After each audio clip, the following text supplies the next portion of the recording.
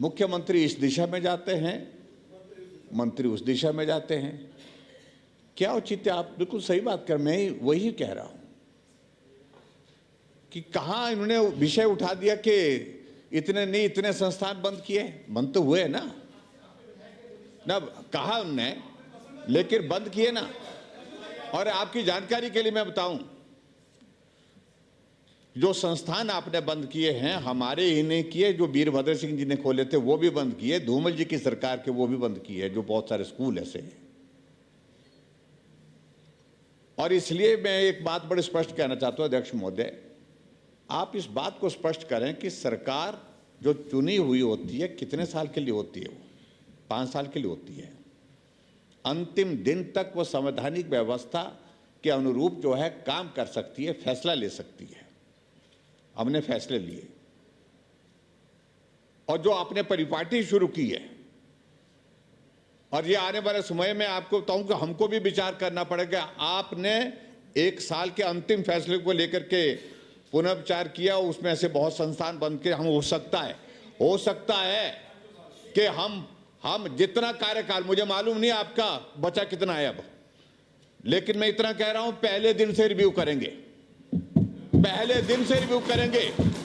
पहली कैबिनेट की बैठक, जिस बैठक में मंत्रिमंडल का गठन अभी तक हुआ था, मुख्यमंत्री और उप मुख्यमंत्री 2 के 2 थे जिन्होंने संस्थान को रद्द करने की शुरुआत की थी।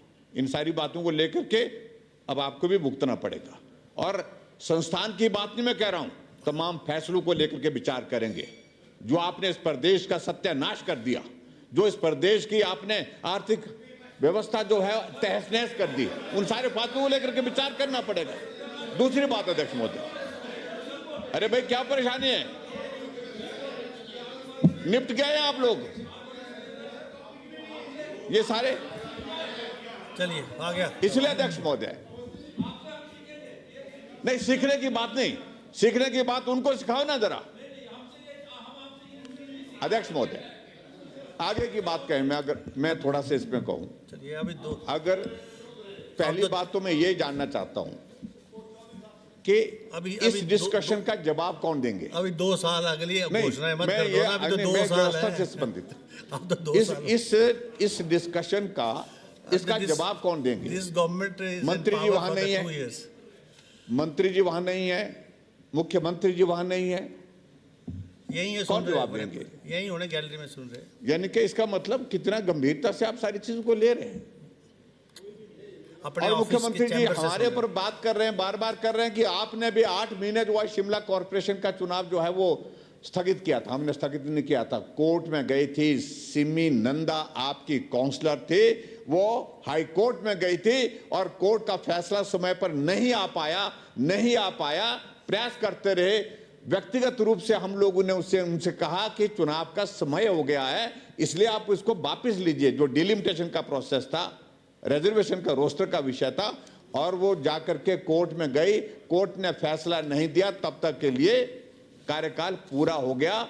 और उस कारण से हमने कार्यकाल नहीं बढ़ाया, हमने उसी वक्त एडमिनिस्ट्रेटर लगाया। और एडमिनिस्ट्रेटर लगाने के बाद अध्यक्ष महोदय, मैं इस बात को भी रिकॉर्ड पे लाकर के स्पष्ट करना चाहता हूं, क्योंकि उसके बाद तुरंत जो है model code of conduct assembly election का लागू हो गया, इसलिए चुनाव स्थगित हुए थे।